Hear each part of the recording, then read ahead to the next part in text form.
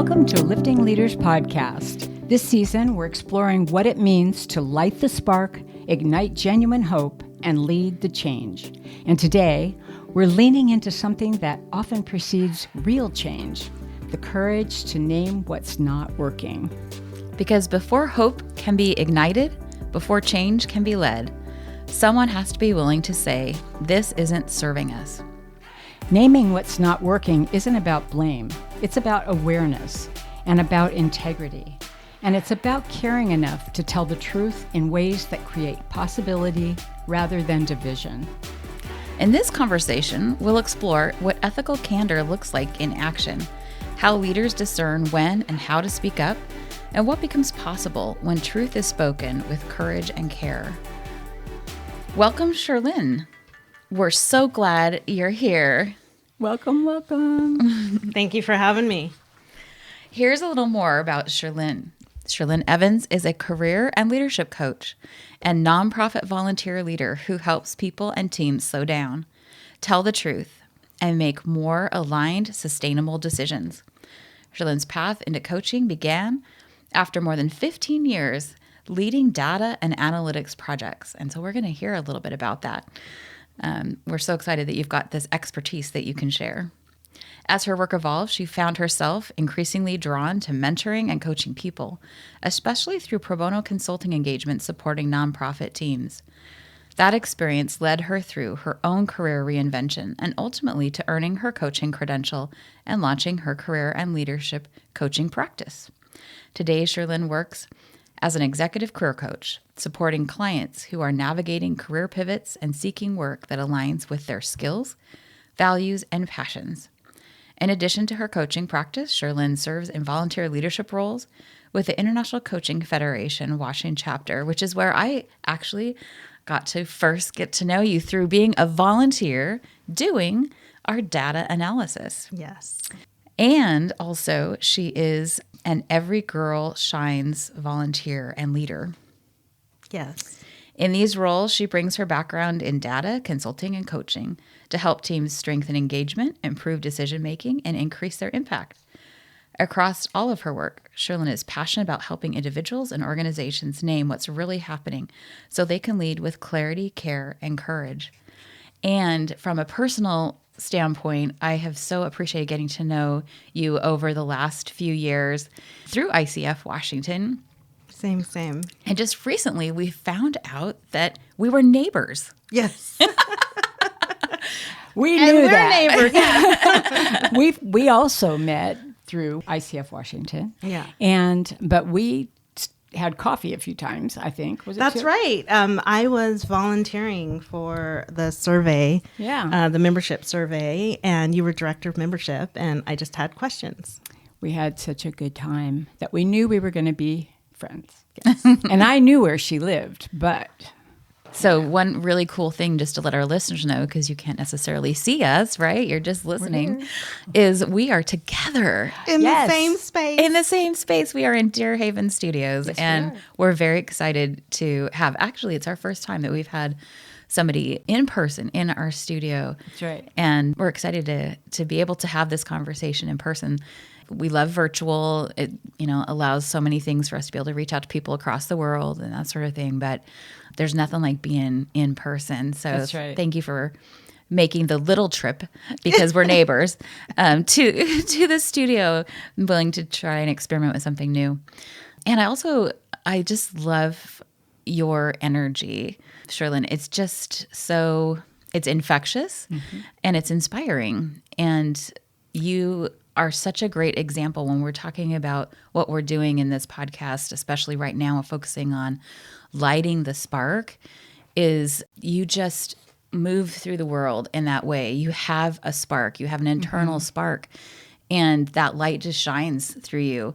And so we thought this is for that one reason, but also all of the other stuff that you've done and the wisdom that you bring, you were just like the perfect guest to talk about this competency around having courage to speak the truth. Thank you. Very engaging. And that's what I love, is that you are able to draw out the best in other people. And it's wonderful. It's just so exciting.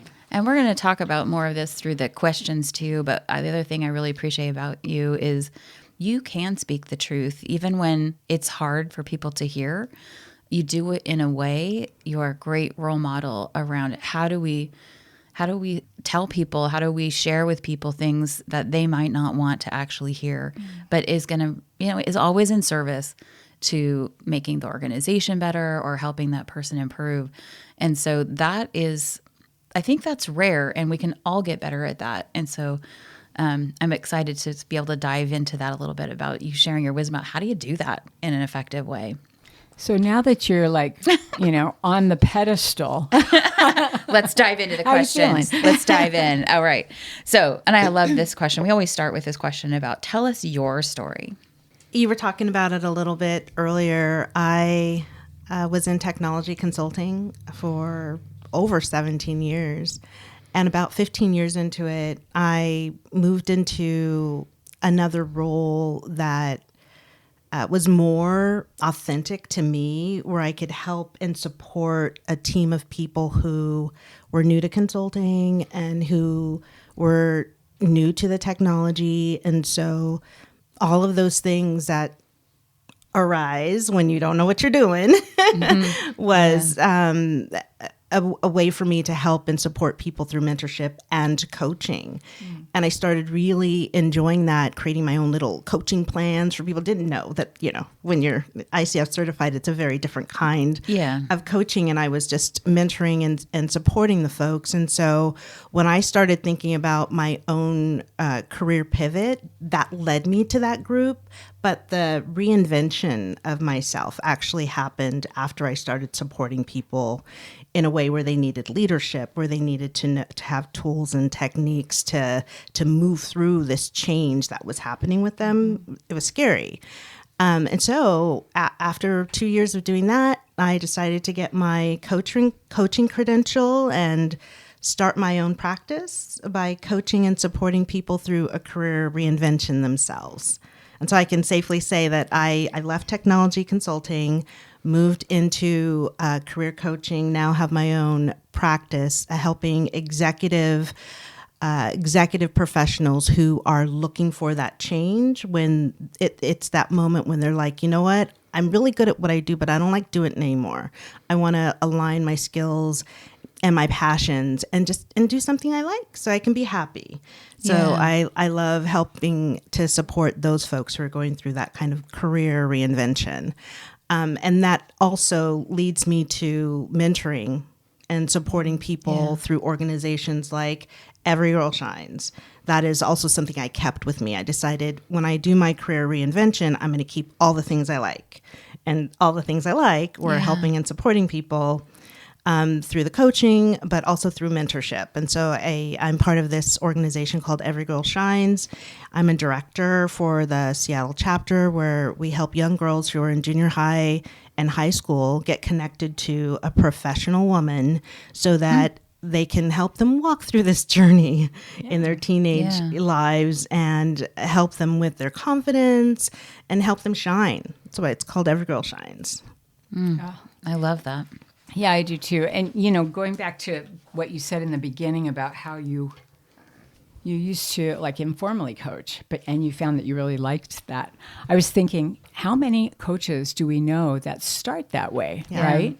And that's when we find out that's what we really like. I love that you leaned into that because you're a great coach. And so I think it's what a wonderful profession for somebody who also has this mentoring talent that enables you to coach and mentor. And you're not just taking care of executives, you're taking care of future executives. Our future leaders. Oh, my word. It's wonderful.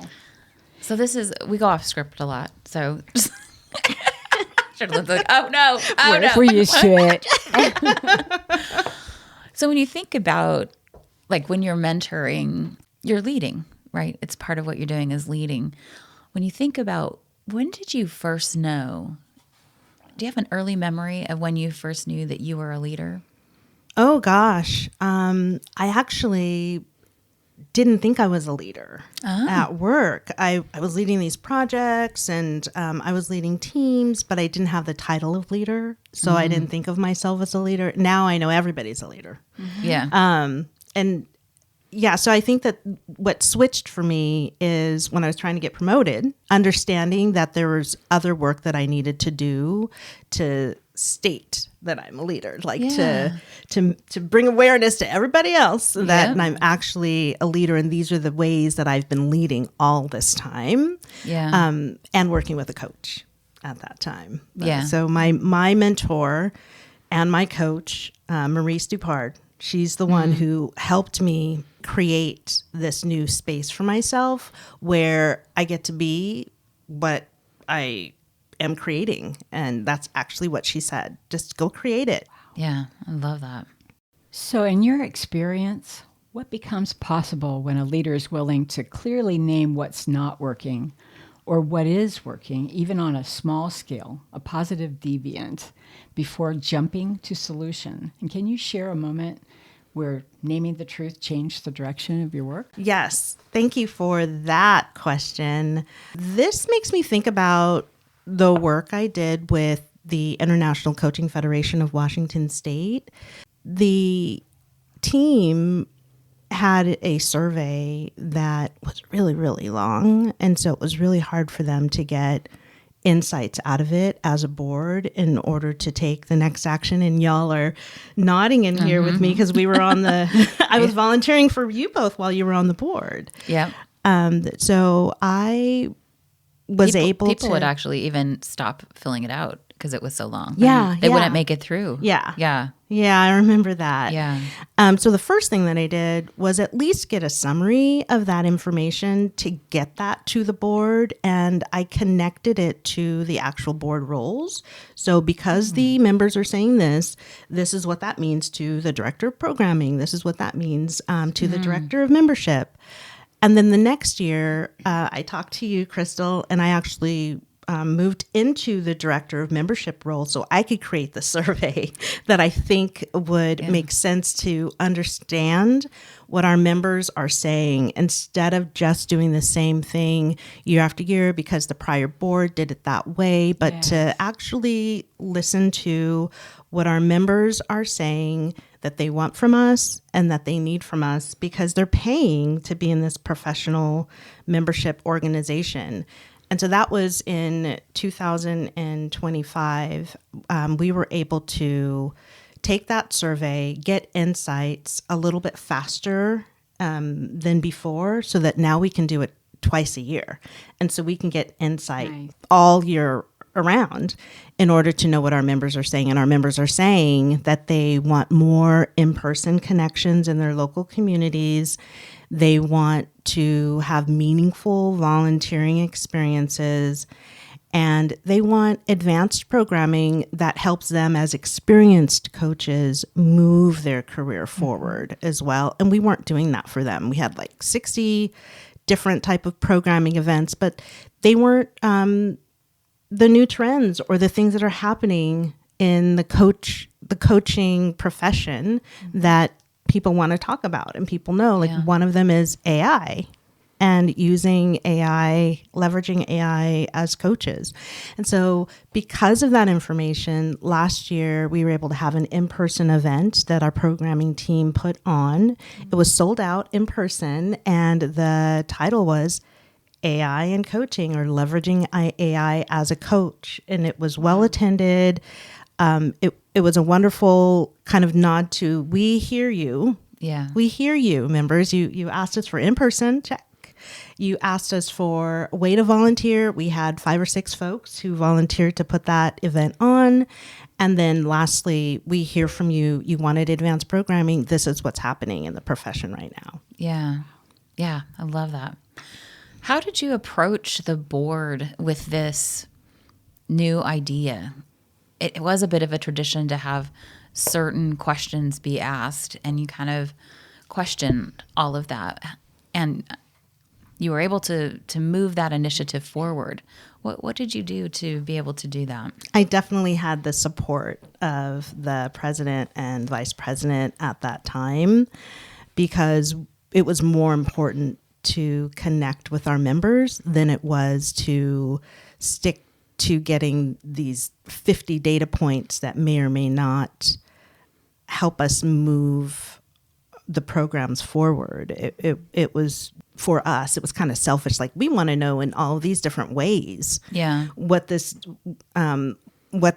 means to our members, instead of actually, why are you here? What are you getting value from? Yeah. And if we're not bringing you value, what could we be doing to bring you value? Like, that's the thing that needed to be answered.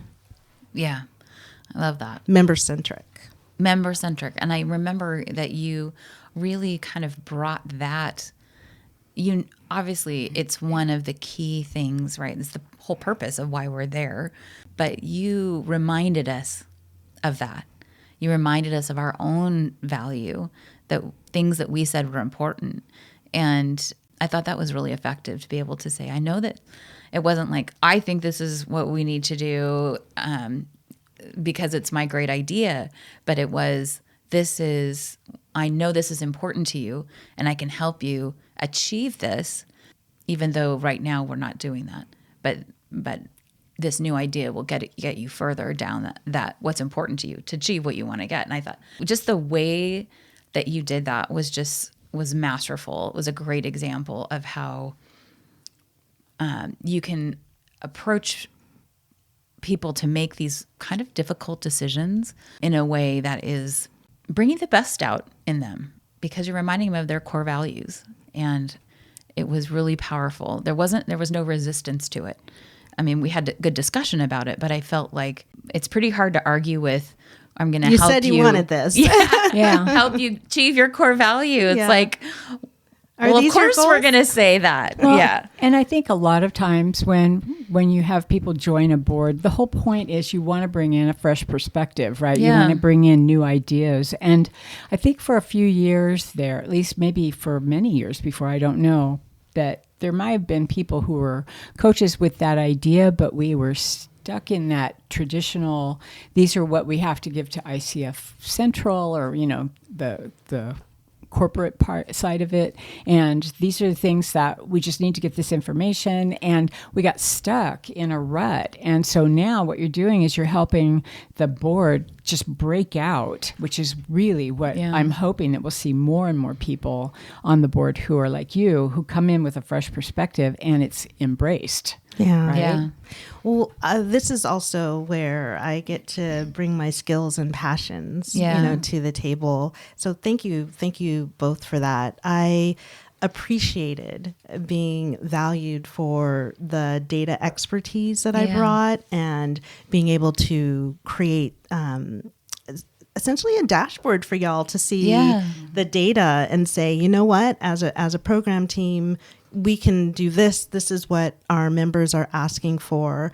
But automating it. So when you said that it was kind of easy or masterful to do that, I think about my technology consulting background and how I had to work with clients and implement the requirements that they were asking for, and then continuing to remind them what they asked for when they forget, or they are asking for something different, to start to make those trade-offs, in order for them to meet their outcomes. So I appreciate that you said that, because I forget, I did choose to volunteer in certain roles so that I could expand my experience, like I tell people to do when they're trying to fill a gap in career coaching. Like, if you want to fill this gap, then go volunteer for this nonprofit doing this thing. Yeah. That's awesome. It's just so helpful. So when we think about the courage it takes to actually talk about something that might not be well received, or people feel strongly about, many leaders sense when something isn't working, but they don't actually say anything. They stay silent. And we see this in a lot of different systems, right? A lot of places where we go in and work. It's just very common, right? People are trying to sort of go along to get along. What do you notice happens to leaders and to the systems when truth goes unspoken for too long? Yeah, what immediately comes to mind for me are the people that I am working with who are going through a career transition. Sometimes they had to leave work for mental health reasons. Yeah. You know, sometimes they just keep it moving and really are no longer aligned with the type of work that they're doing, or how the organization has changed, or how they couldn't get promoted, or, you know, all of the things that make you fade into the background and no longer show up in the way that you used to show up. And then that starts affecting our relationships. And I know that from experience. Yeah. For years, I kind of just put up with that in silence and didn't make a change. So it's really wonderful to work with people who are now saying, I want to be happy again. I want to start working in my own authenticity. I want to use those skills that I've grown and experienced over these years to do something I really like doing. I want to go back to that again. And I help them do some assessments and work through a strategy to start that career transition, reinvention, and move into or become who they want to become, and bring all that skills and experience with them, like I'm doing on the board, or like I'm doing with Every Girl Shines. It's amazing to be able to show up and want to do it. Like, there's a lot of work. There's a lot of stuff you put into it, but you want to do it because you like doing it. So I would say to leaders who are still silent, just to reflect on that and to understand why they're staying in the same position or in that same space and are not making moves, and then figure out what they can do about that. Right. Yeah. It's amazing, though, how frightening that can be, you know, for people, especially if they've been in a certain area or in a profession for a long time. Yeah. And it's not working. It's clearly not working, but they're not quite sure how to step. Their out. health is on the line. Yes. Yeah. Absolutely. Yeah. Absolutely. Yeah. We've seen that so many times. People really end up in that burnout. They've lost their passion. Mm-hmm. I was thinking about it from the Hudson cycle of renewal, where stuck in the doldrums. Yeah, stuck in the doldrums. Mm-hmm. Yeah. Or at some point people need to go through a full transition. It's like, what am I going to do here? And then, you know, having the help of a coach to help you through that, and even in the doldrums, getting back into the go for it. But it can be huge shifts that people need to make. For those people who are still passionate, they still like their organization, they like the job that they're doing, but there's things that they need to say to get it righted again, to be in alignment. They see things that are happening. You know, I was thinking about this question both from a standpoint of things that are broken, being able to talk about things that are broken, but also sometimes it's the things that are working well. Things that the company, maybe because they've done it many times, it can be because a person of power in the organization is sponsoring it, it's important to them, but it no longer is serving the organization. Mm-hmm. So somebody sees there's some spark over here, some positive deviant that's doing something that is working really well. How do we help leaders to actually to have the courage to highlight that and show it off, and to say, maybe we need to think about doing this in a different way. We need to let go of the things that aren't working and take on some of these things and leverage and expand things that are growing. That's a big step. For some people, that's a very big step. Yeah. I approach everything these days that are new to me with just hope that it will work out. Yeah. So when you bring that up, I think about just say it. We're humans. Bring it up in the conversation, and everyone will start to add to that conversation. And before you know it, you're co-creating something. Yeah. You're collaborating on it. So I would say just say it. When we think about systems And what happens to systems when truth goes unspoken too long? I'm going to give Shirlene, if you want to speak to that, but I know Trisha has an answer too. I see she's excited about that one. Yay. I know I've got some thoughts about it too. So systems, from a systems perspective, what do we see when people don't feel comfortable being able to actually speak the truth? Yeah. For me, when I see that, I see culture. I see the culture shift to, or the culture becomes embedded with this, don't say anything, just we'll work around it. And that's what happens often is there's a workaround. And keep your head down. And people don't, people don't necessarily do their best work, because it's hard to do your best work when you have to do things that don't work well anymore. I've pretty recently had something that was very similar to that, where an organization was not working well. It was, everybody was doing some kind of a fix-it step. And leadership knew it was happening, and they were not saying anything because they were afraid to rock a boat. And it took shaking up the leadership team a bit and putting somebody else in a lead role for them to see that it was okay to do something different. Yeah. And they're experimenting right now. And it's kind of cool to see it, because for so many years it was the other way around. They just don't say anything, just keep working, Mm-hmm. It's very disengaging for the workforce. Yeah. It makes for complacency, which is just awful. I actually have an example as well. You sparked something in me. Yes. Wow. As a director at Every Girl Shines, before I raised my hand to be the director, I was a mentor on Every Girl Shines. And so I worked in a different part of the group. And now when I was moved in over to the leadership team, I noticed that we had volunteers, but they weren't engaged.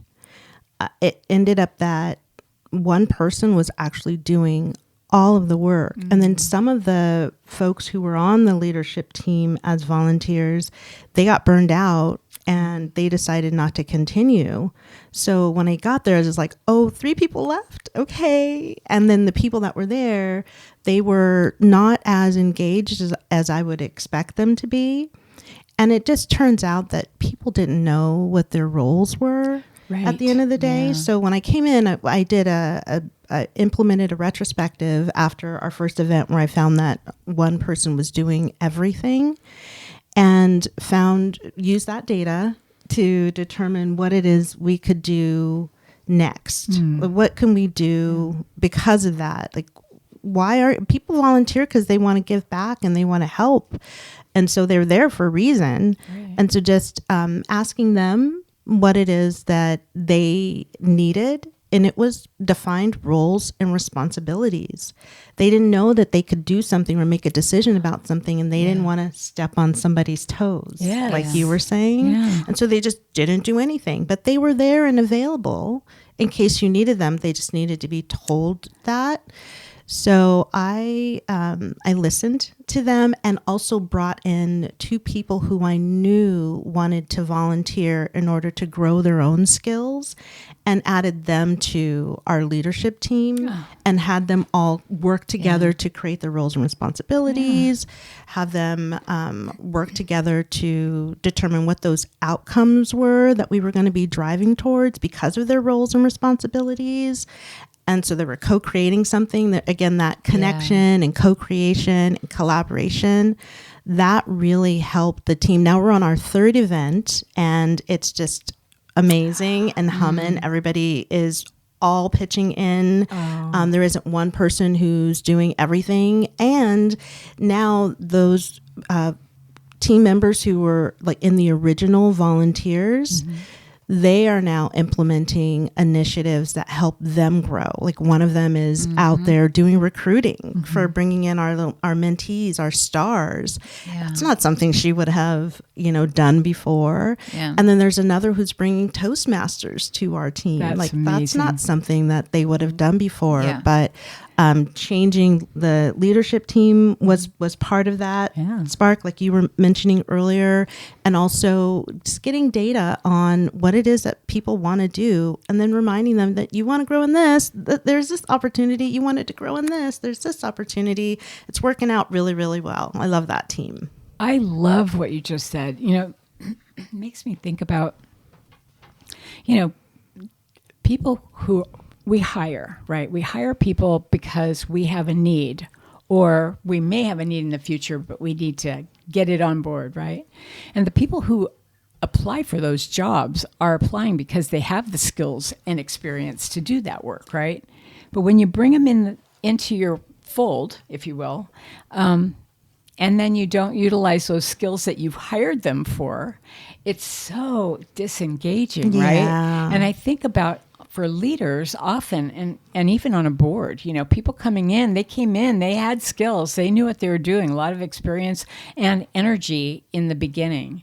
And then when they don't hear anything that sounds like it fits their expertise, or it doesn't sound like it really fits what they thought they were coming into, then they start getting quieter. What I love what you said was that some new people came in and actually shook in it up, community. like you said. Yeah, but they were in community. They did a, tag teamed with somebody who was already there.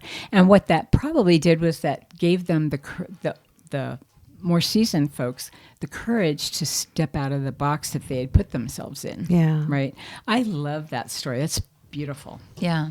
And it's a great example of how if we don't allow these new ideas to come forth, we don't encourage that, and we don't encourage the courage that it takes to offer something new, that's where the innovation and the new ideas, they just die. And ultimately your organization dies because they need the fresh ideas and the innovation in order to keep growing and to be a successful nonprofit or profitable business. And the more comfortable and the more excited that the leaders are, the better the program's going to be. And actually the folks who are going through the program will be way more engaged, and they have a great role model then. They can say, this is what we did and this is how we did it. It's amazing.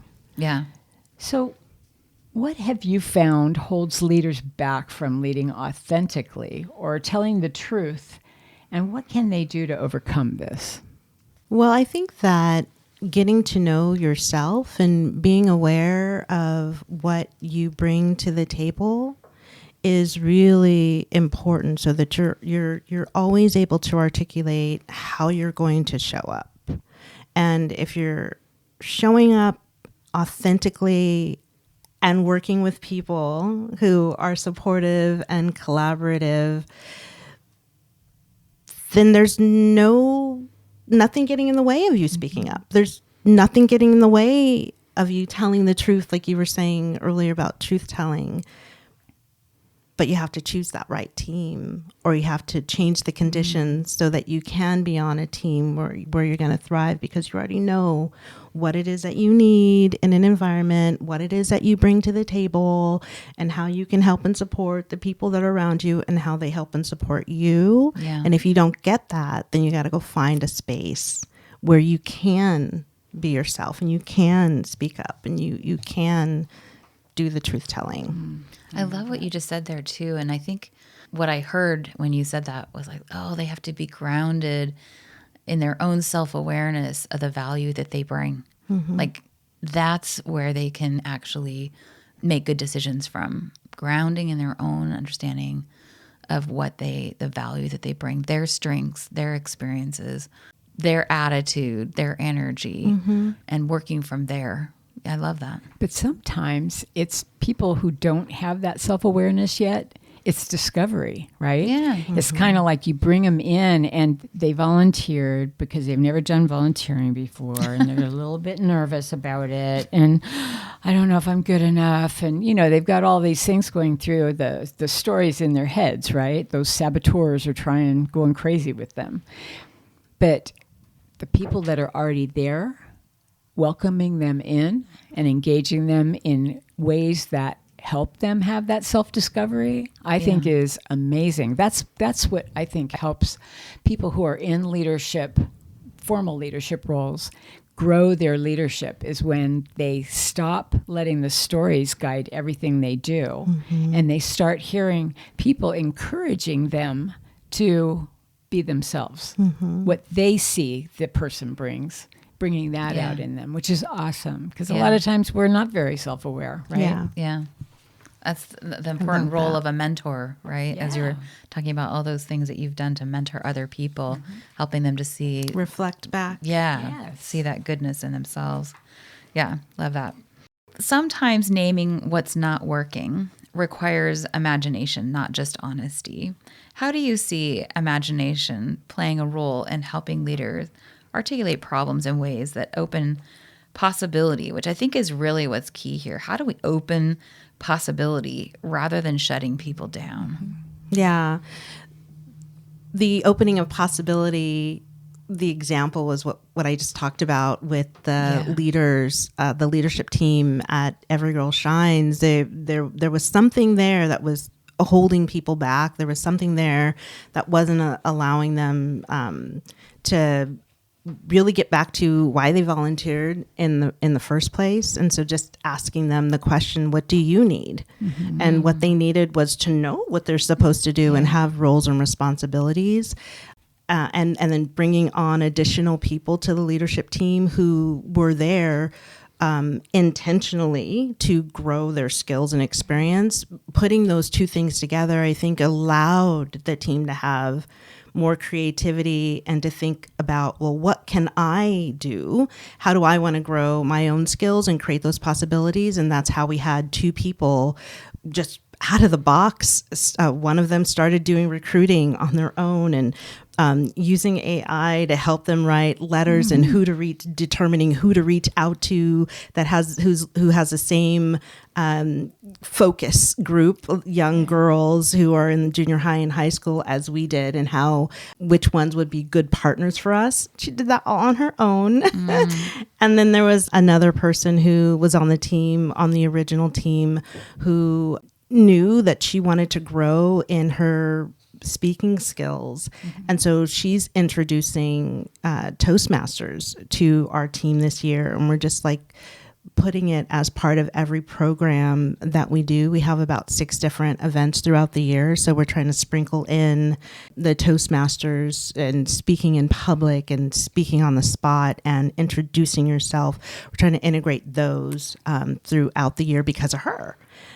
So that's possibilities comes to mind with all of that. I love the Toastmasters thing. When you think about girls in their teen years and how we all suffered through those teen years without confidence that we could speak in public or that we could speak our minds and people would understand. My goodness, right? To have a voice. To have, but have them go through something as wonderful as Toastmasters. My gosh.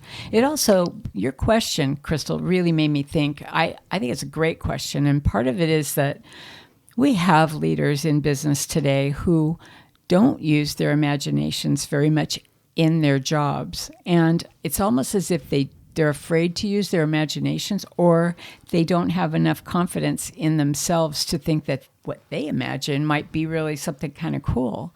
So you hardly ever hear somebody say, well, let's think about what would happen if we, or some kind of, what is the possibility, to your point, Shirlene, that it's looking for those possibilities and grabbing them, right?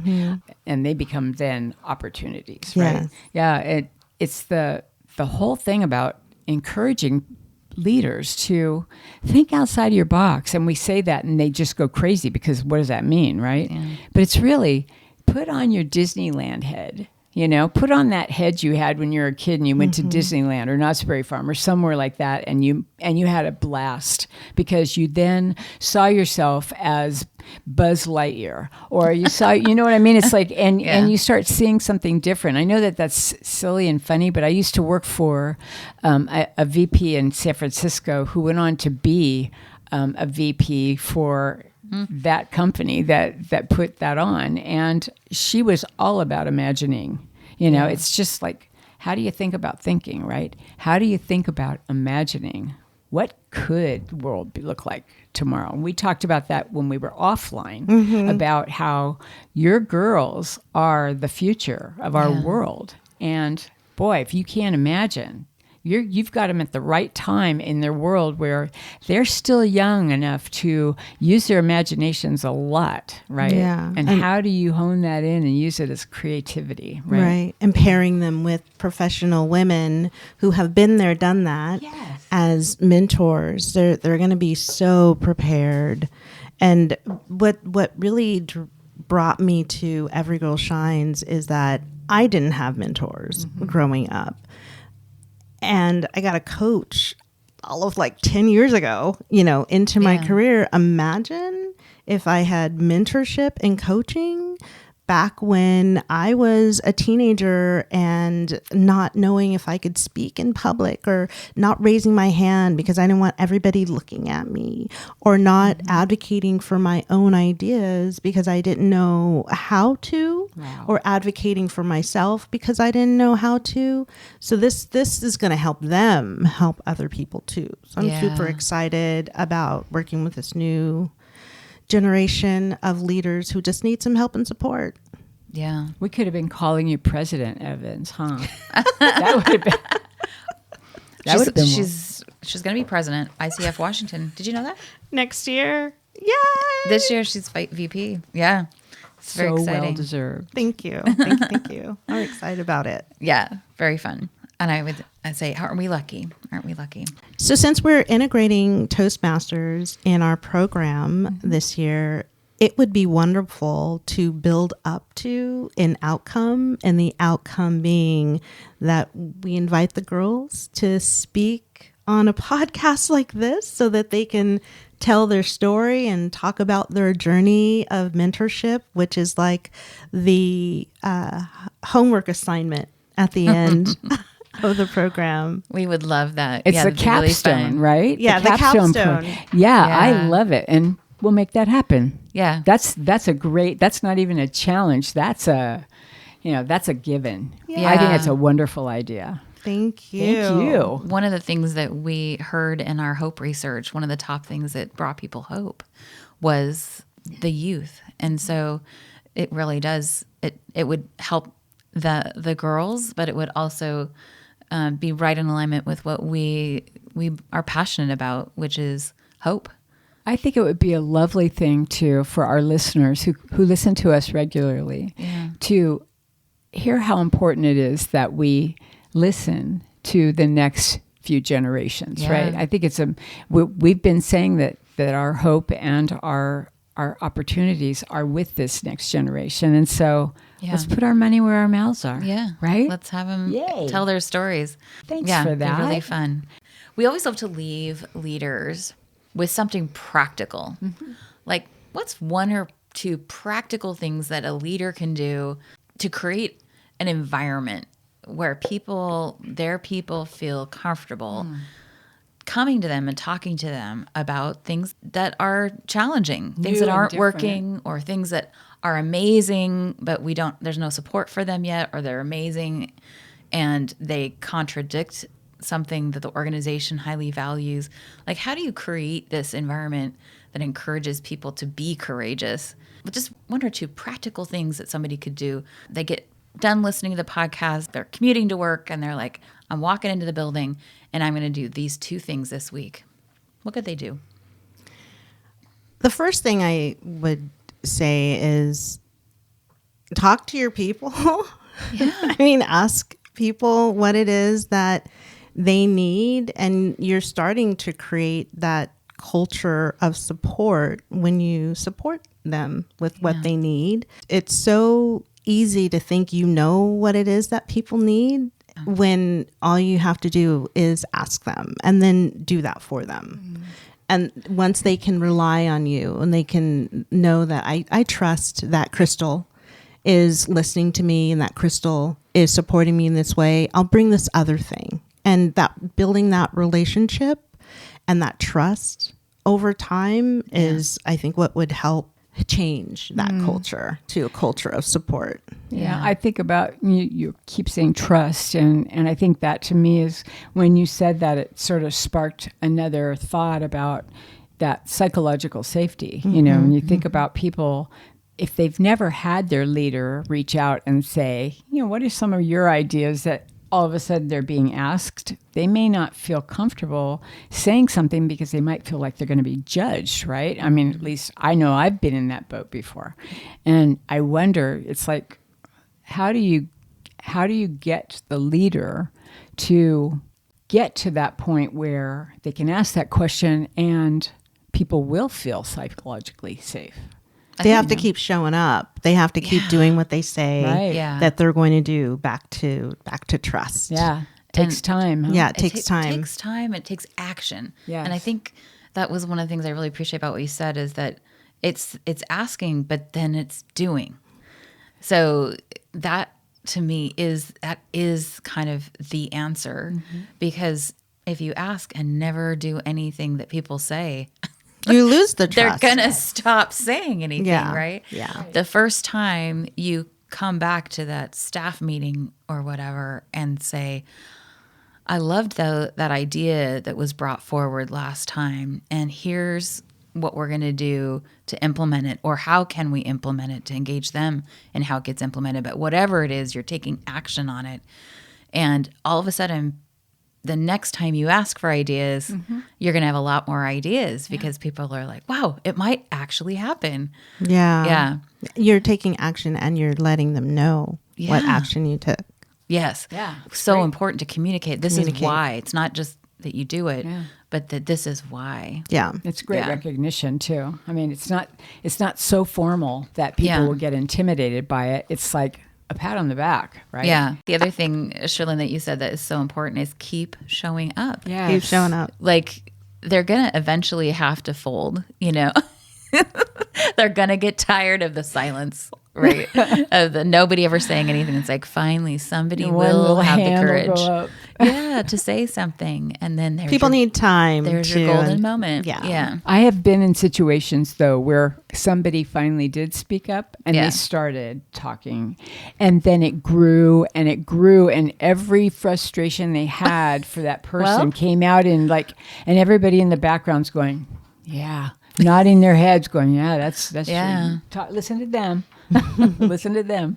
So, So what do we do when that happens? What I would do is I'd say, I'm just throwing out a question, and I was just wondering if you could think about it, and if you have something you want to share with me, please feel free to either drop by my desk or send me an email or something. Just drop me a line and let me know, and I'll be more than happy to, talk to you about it more, or think about ways in which I can make that happen. And if somebody really does escalate it, you could say, thank you so much for that. I really appreciate it. That's the answer, right? Yeah. That's the answer. Thank you. Yeah. Thank you for that. I know that was probably hard to say.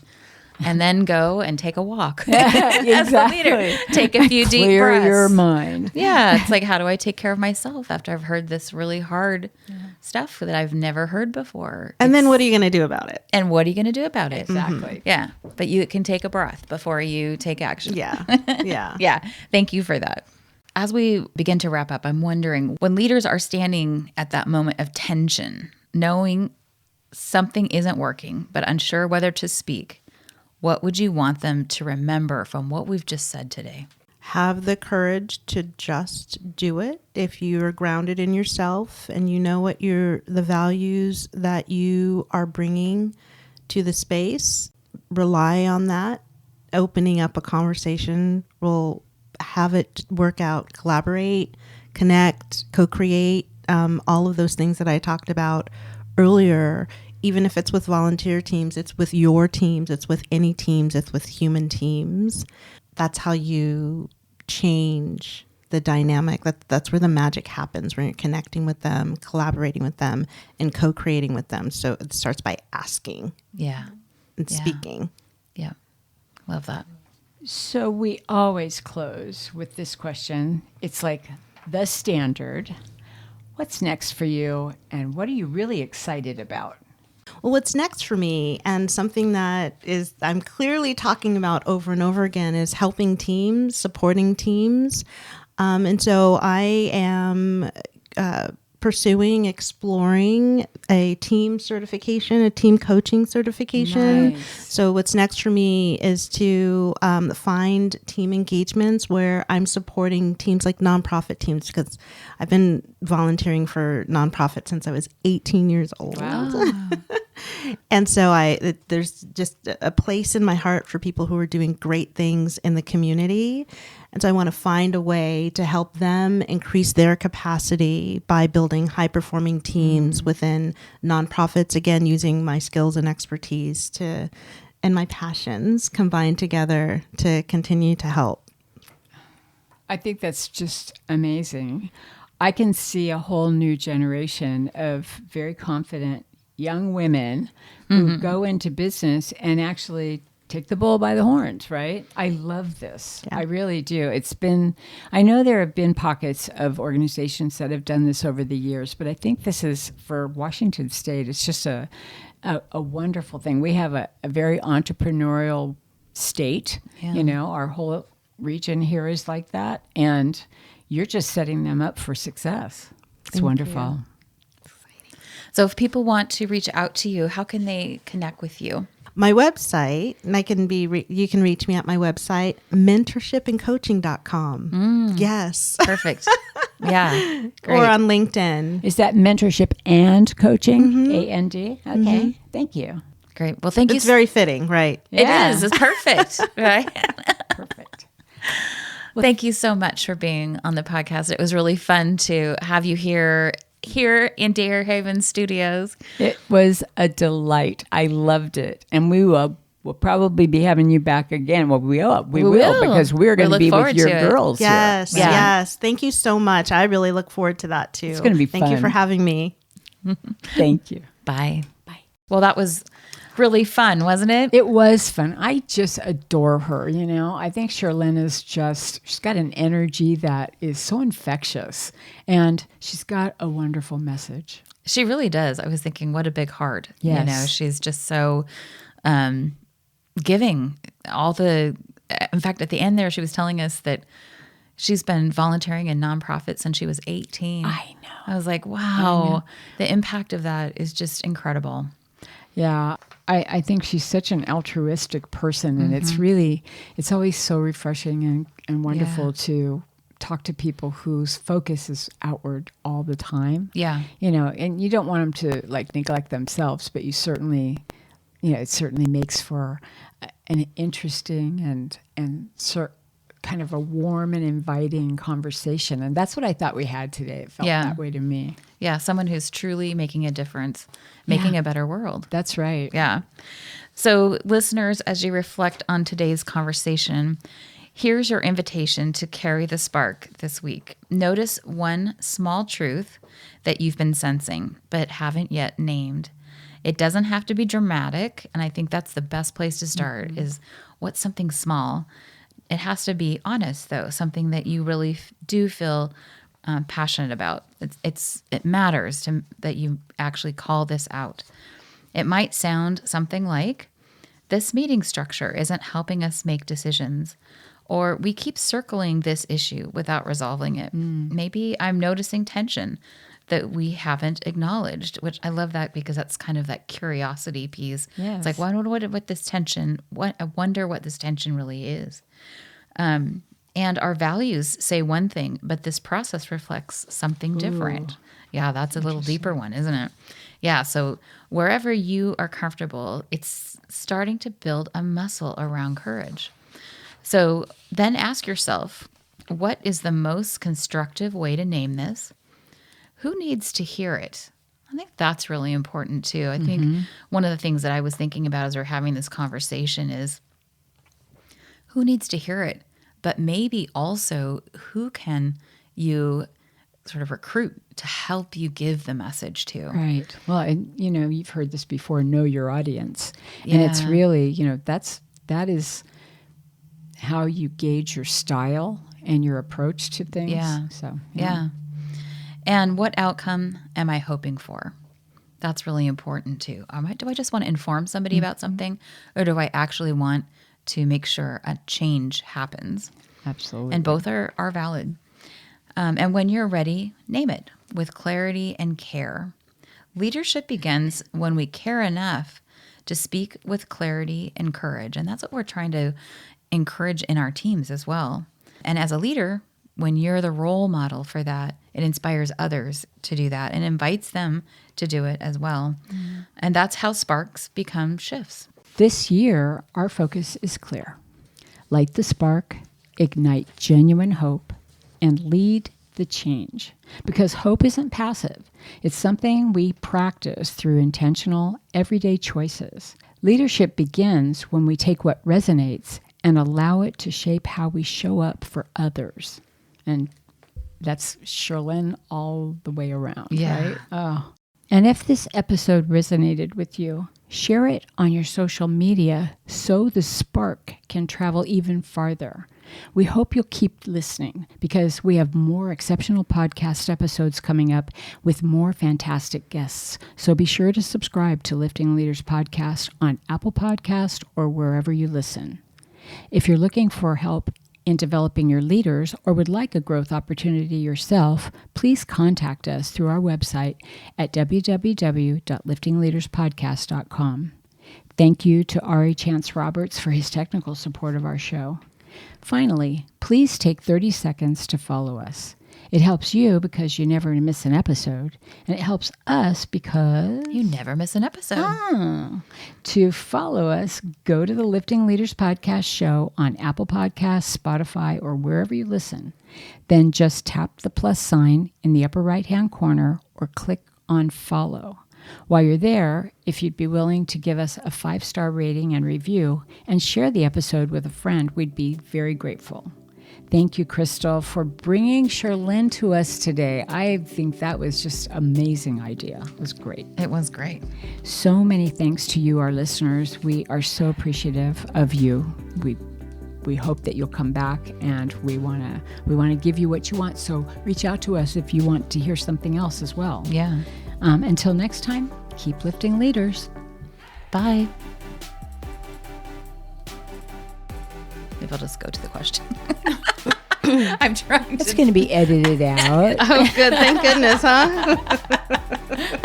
I feel so good that it wasn't me this time.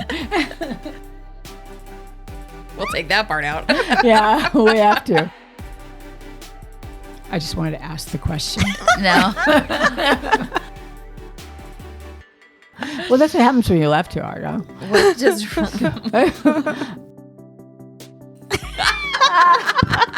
So I have to hear so cute. Oh my gosh! I want to get up and hug you. This is the last question. Okay. So what was the question again? I have nothing else to say. I have nothing else to say. I'm done. Mic drop. There. That was like the best answer I ever heard. We needed this. Oh my gosh. Okay.